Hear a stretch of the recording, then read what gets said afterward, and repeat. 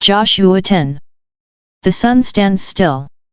When Adoni-Zedek king of Jerusalem heard how Joshua had taken Ai, and had utterly destroyed it, doing to Ai and its king as he had done to Jericho and its king, and how the inhabitants of Gibeon had made peace with Israel and were among them, he feared greatly, because Gibeon was a great city, like one of the royal cities, and because it was greater than Ai, and all its men were mighty.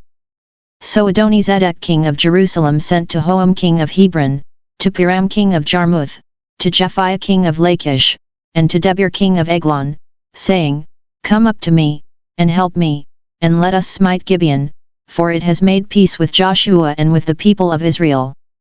Then the 5 kings of the Amorites, the king of Jerusalem, the king of Hebron, the king of Jarmuth, the king of Lachish, and the king of Eglon, gathered their forces, and went up with all their armies and encamped against Gibeon, and made war against it. And the men of Gibeon sent to Joshua at the camp in Gilgal, saying, Do not relax your hand from your servants, come up to us quickly, and save us, and help us, for all the kings of the Amorites that dwell in the hill country are gathered against us. So Joshua went up from Gilgal, he and all the people of war with him, and all the mighty men of valor. And the Lord said to Joshua, Do not fear them, for I have given them into your hands, there shall not a man of them stand before you. So Joshua came upon them suddenly, having marched up all night from Gilgal. And the Lord threw them into a panic before Israel, who slew them with a great slaughter at Gibeon, and chased them by the way of the ascent of Beth-horon, and smote them as far as Azekah and Makkedah. And as they fled before Israel, while they were going down the ascent of Beth-horon, the Lord threw down great stones from heaven upon them as far as Azekah, and they died. There were more who died because of the hailstones than the men of Israel killed with the sword. Then spoke Joshua to the Lord in the day when the Lord gave the Amorites over to the men of Israel, and he said in the sight of Israel, Sun, stand thou still at Gibeon. And thou moon in the valley of Ajalon. And the sun stood still, and the moon stayed, until the nation took vengeance on their enemies. Is this not written in the book of Jasher? The sun stayed in the midst of heaven, and did not hasten to go down for about a whole day. There has been no day like it before or since, when the Lord hearkened to the voice of a man, for the Lord fought for Israel. Then Joshua returned, and all Israel with him, to the camp at Gilgal. 5 kings defeated. These 5 kings fled, and hid themselves in the cave at Makkedah. And it was told Joshua, The 5 kings have been found, hidden in the cave at Makkedah. And Joshua said, Roll great stones against the mouth of the cave, and set men by it to guard them, but do not stay there yourselves, pursue your enemies, fall upon their rear, do not let them enter their cities, for the Lord your God has given them into your hand. When Joshua and the men of Israel had finished slaying them with a very great slaughter, until they were wiped out, and when the remnant which remained of them had entered into the fortified cities, all the people returned safe to Joshua in the camp at Makkedah, not a man moved his tongue against any of the people of Israel. Then Joshua said, Open the mouth of the cave, and bring those 5 kings out to me from the cave. And they did so, and brought those 5 kings out to him from the cave, the king of Jerusalem, the king of Hebron, the king of Jarmuth, the king of Lachish, and the king of Eglon. And when they brought those kings out to Joshua, Joshua summoned all the men of Israel, and said to the chiefs of the men of war who had gone with him, Come near, put your feet upon the necks of these kings. Then they came near, and put their feet on their necks. And Joshua said to them, Do not be afraid or dismayed, be strong and of good courage, for thus the Lord will do to all your enemies against whom you fight. And afterward Joshua smote them and put them to death, and he hung them on 5 trees. And they hung upon the trees until evening, but at the time of the going down of the sun, Joshua commanded, and they took them down from the trees, and threw them into the cave where they had hidden themselves, and they set great stones against the mouth of the cave, which remain to this very day. And Joshua took Makkedah on that day, and smote it and its king with the edge of the sword, he utterly destroyed every person in it, he left none remaining, and he did to the king of Makkedah as he had done to the king of Jericho.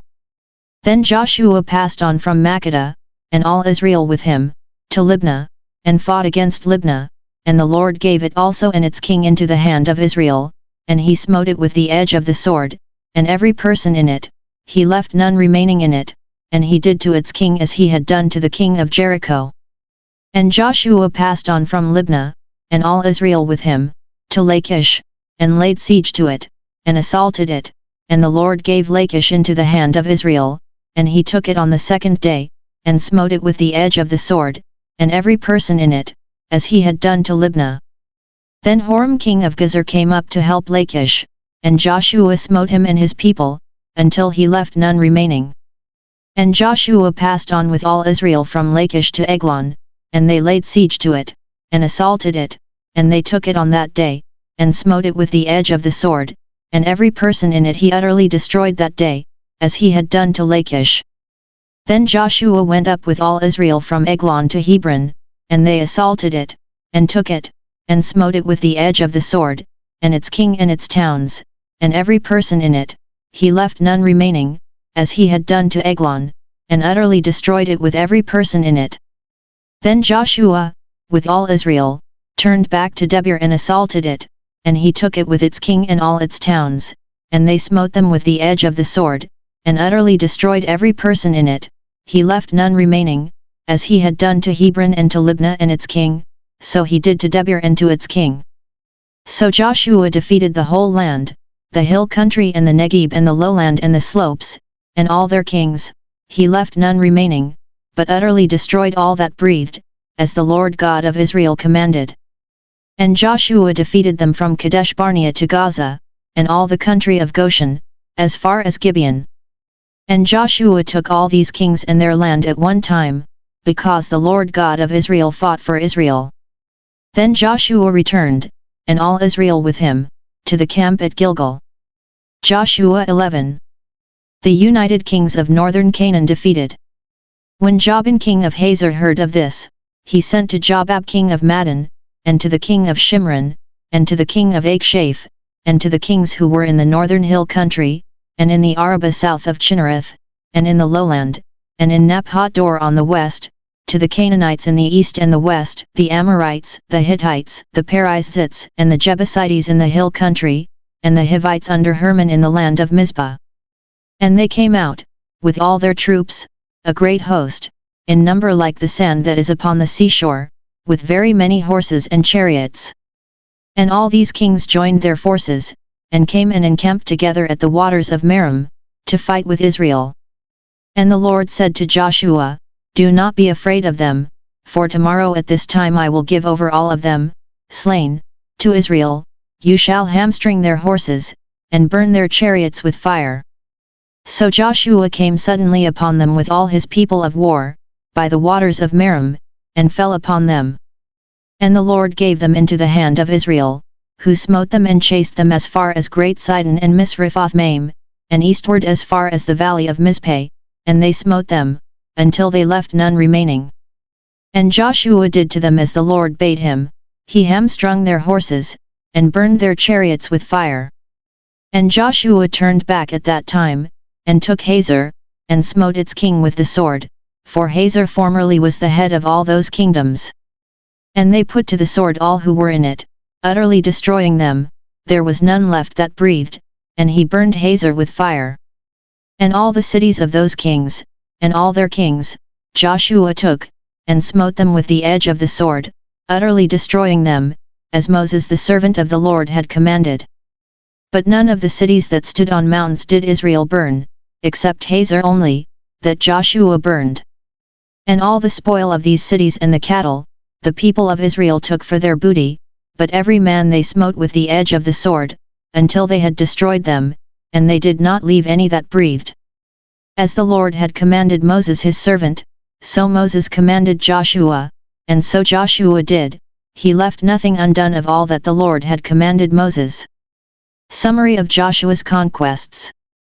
So Joshua took all that land, the hill country and all the Negeb and all the land of Goshen and the lowland and the Arabah and the hill country of Israel and its lowland from Mount Halak, that rises toward Seir, as far as Baal-Gad in the valley of Lebanon below Mount Hermon. And he took all their kings, and smote them, and put them to death. Joshua made war a long time with all those kings. There was not a city that made peace with the people of Israel, except the Hivites, the inhabitants of Gibeon. They took all in battle. For it was the Lord's doing to harden their hearts that they should come against Israel in battle, in order that they should be utterly destroyed, and should receive no mercy but be exterminated, as the Lord commanded Moses. And Joshua came at that time, and wiped out the Anakim from the hill country, from Hebron, from Debir, from Anab, and from all the hill country of Judah, and from all the hill country of Israel. Joshua utterly destroyed them with their cities. There was none of the Anakim left in the land of the people of Israel, only in Gaza, in Gath, and in Ashdod, did some remain. So Joshua took the whole land, according to all that the Lord had spoken to Moses, and Joshua gave it for an inheritance to Israel according to their tribal allotments. And the land had rest from war. Joshua 12. The kings conquered by Moses.